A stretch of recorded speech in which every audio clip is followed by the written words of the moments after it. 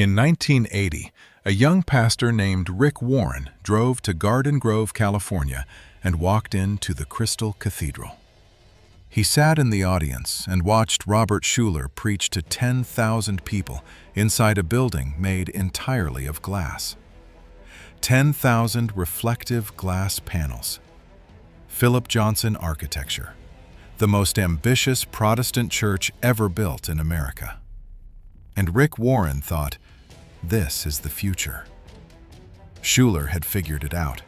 How to make church feel like an event. How to make Christianity culturally relevant.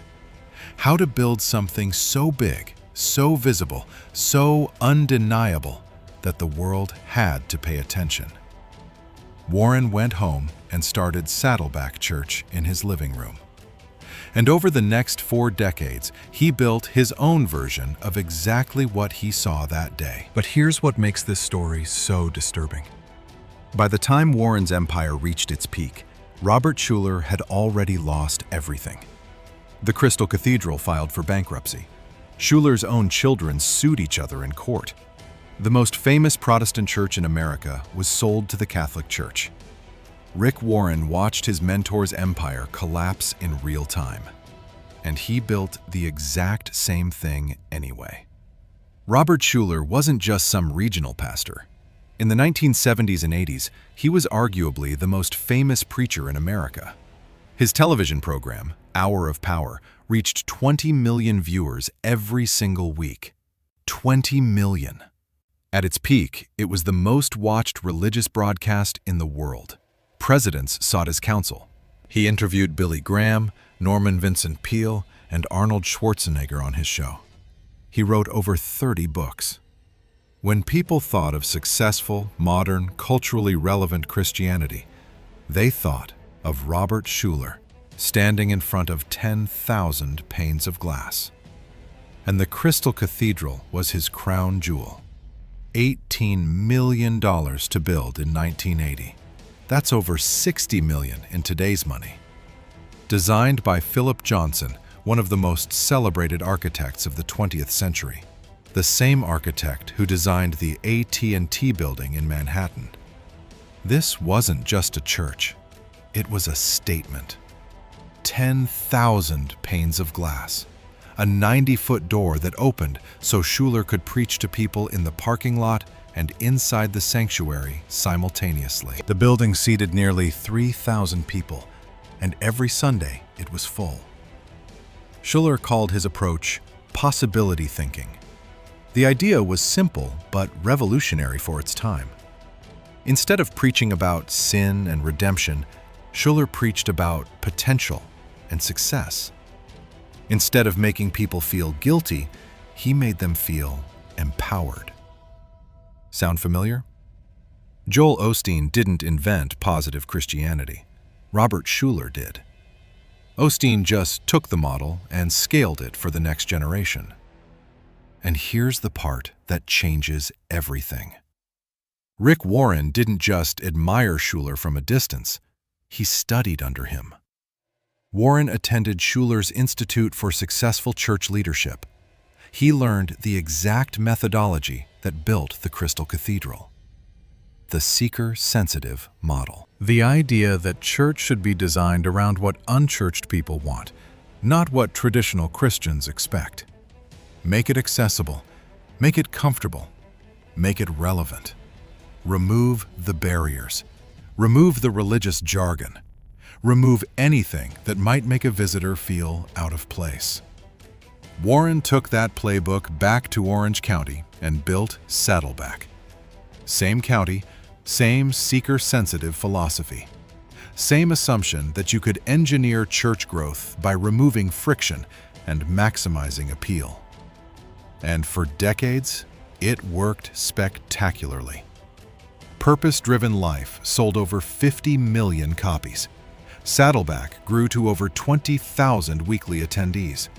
Warren baptized more people in a single year than most denominations baptize in a decade. He became one of the most influential religious figures in America, delivering the invocation at Barack Obama's inauguration in 2009.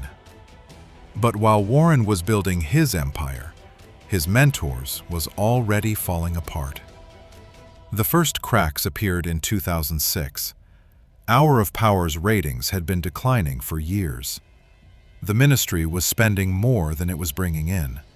Schuler, now in his 80s, tried to hand the empire to his son, Robert A. Schuler. And that's when the family civil war began. Robert A. Schuler took over as lead pastor in 2006. 2 years later, his father removed him from Hour of Power. The official reason was a dispute over the direction of the ministry. The real reason, according to court documents that emerged later, was a power struggle over who controlled the empire. Robert A. sued his own father's ministry. He claimed he was promised leadership and then had it stripped away without explanation. The lawsuit revealed financial details that shocked everyone who had watched Hour of Power for decades. The Crystal Cathedral was hemorrhaging money. Millions of dollars in debt. Vendors unpaid for months. Staff laid off without warning. The glass palace was crumbling from the inside. But it got worse. Much worse. After removing his son, Schuler tried to hand control to his daughter, Sheila Schuler Coleman. She lasted even less time than her brother. By 2012, she was gone too. The Crystal Cathedral Ministries filed for Chapter 11 bankruptcy in 2010. They owed $43 million. $43 million. The creditors included construction companies, landscapers, and even the people who maintained the 10,000 glass panels that made the building famous. The ministry that once reached 20 million viewers couldn't pay its window cleaners. And then came the final humiliation. In 2011, the Crystal Cathedral was sold to the Roman Catholic Diocese of Orange for $57.5 million. The most iconic Protestant church in America, the building that represented the triumph of seeker-sensitive megachurch Christianity, became Christ Cathedral, a Catholic house of worship. Robert Schuler died in 2015. His children were still fighting over what remained of the ministry. The family that built an empire together destroyed each other, trying to control its corpse. Now here's what should disturb you. Rick Warren watched all of this happen. He watched his mentor's empire collapse under the weight of its own ambition. He watched the family civil war. He watched the bankruptcy. He watched the Catholic Church literally take ownership of the building that inspired his entire ministry philosophy. And he didn't change course, not even slightly. Warren built the same personality-driven model, the same seeker-sensitive approach, the same massive campus designed to impress, the same assumption that relevance and growth could continue indefinitely. And now, look at what's happening to Saddleback. In 2022, the Southern Baptist Convention voted to remove Saddleback Church from its membership. The official reason was that Saddleback ordained women as pastors, which violated SBC doctrine.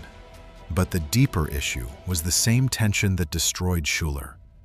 When you build a church around cultural relevance, what happens when the culture moves in a direction your denomination won't follow? Warren stepped down as lead pastor after 43 years. His chosen successor resigned after just 8 months. The transition has been chaotic at best. The new leadership has struggled to maintain the momentum that Warren built over 4 decades. Attendance has dropped. The energy has shifted. And the question everyone is asking is the same question they asked about the Crystal Cathedral in 2008. What happens to a personality-driven empire when the personality leaves? Schuler's answer was total collapse. His children couldn't replicate what he built. They couldn't even agree on who should try. Within 5 years of Schuler stepping back, his life's work belonged to someone else. Warren's answer is still being written, but the pattern is unmistakable. This isn't just about 2 pastors. This is about a model. The seeker-sensitive, personality-driven megachurch model that Schuler pioneered and Warren perfected has a fatal flaw built into its foundation. It works brilliantly for one generation. The founder has the charisma, the vision, the ability to hold everything together through sheer force of personality.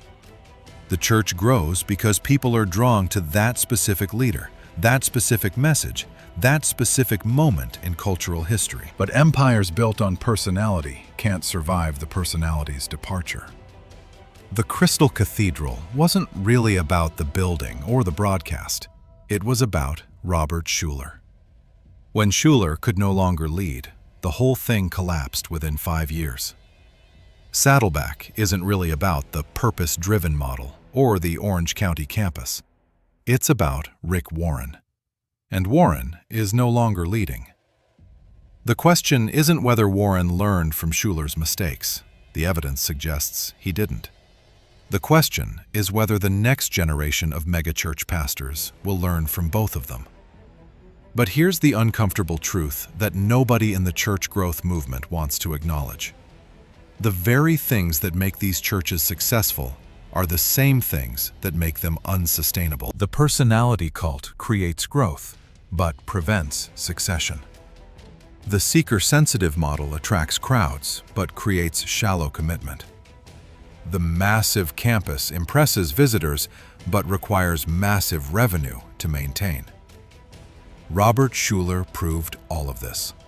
The Crystal Cathedral's glass walls reflected his vision perfectly for 3 decades. Then, they reflected his failure just as clearly.